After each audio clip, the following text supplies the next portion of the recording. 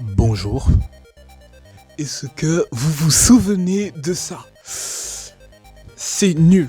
Quand j'ai commencé Unity, je voulais juste sortir de nouvelles vidéos, je voulais me perfectionner en développement, mais j'avais pas envie de passer par toutes les étapes nulles, de faire 3000 tutoriels, et du coup je me suis dit tiens, je vais commencer directement avec mon projet.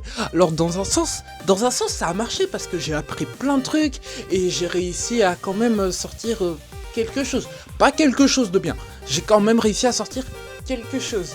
Et j'ai même fait une deuxième vidéo dessus qui a bidé. Mais de toute façon, vu les vues de ma chaîne, enfin bref, c'est pas ça le sujet.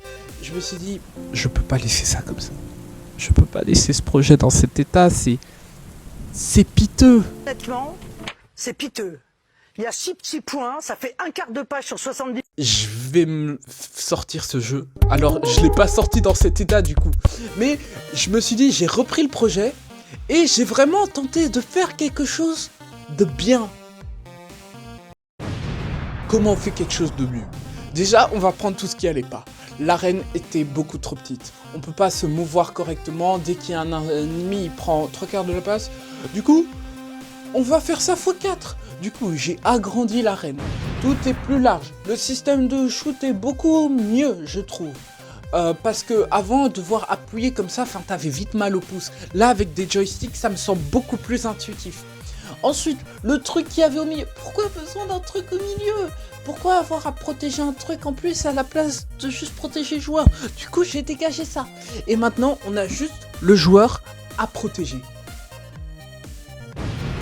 Pour l'instant, j'ai rajouté 2 niveaux avec chacun des ennemis différents.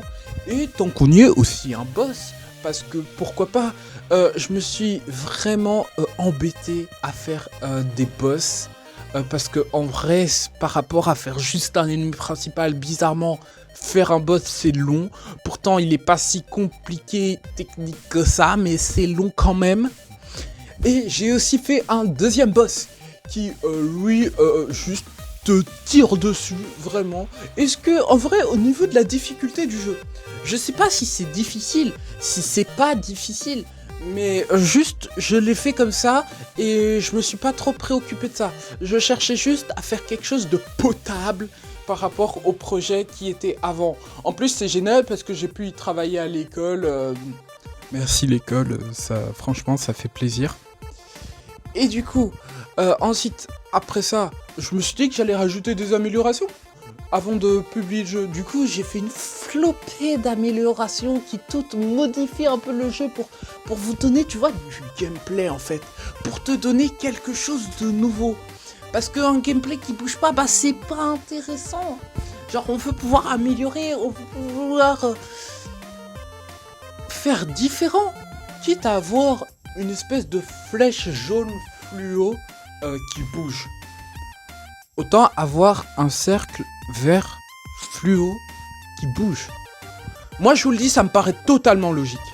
Du coup, j'ai rajouté ça. C'est un espèce de lasso qui tourne autour du joueur avec lequel tu peux tuer des ennemis. En fait, j'aime bien parce que ça rajoute du gameplay.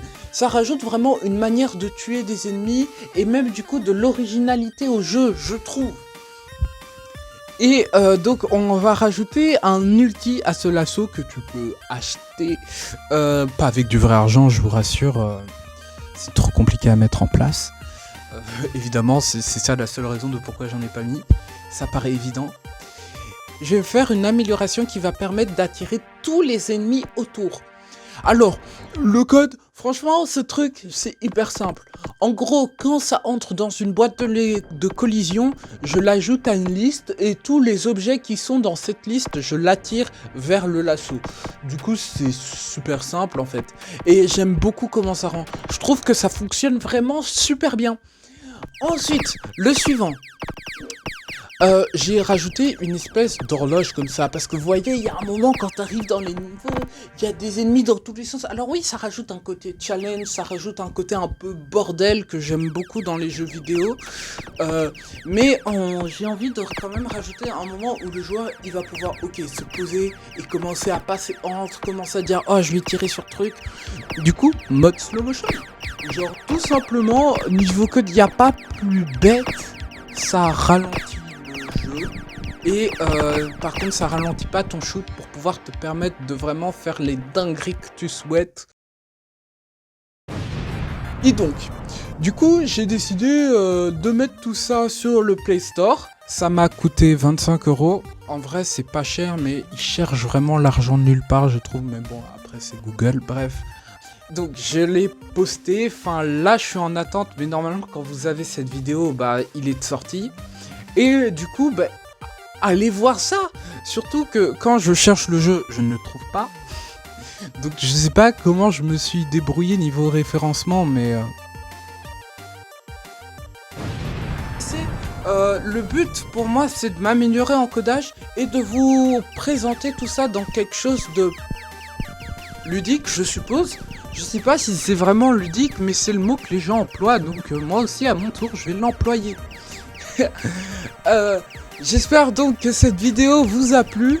Je vous invite à tester le jeu en description, à mettre un pouce bleu ou même à commenter si ça vous chauffe à ce point-là. Et je vous dis à toutes pour une prochaine vidéo. À vite, j'espère.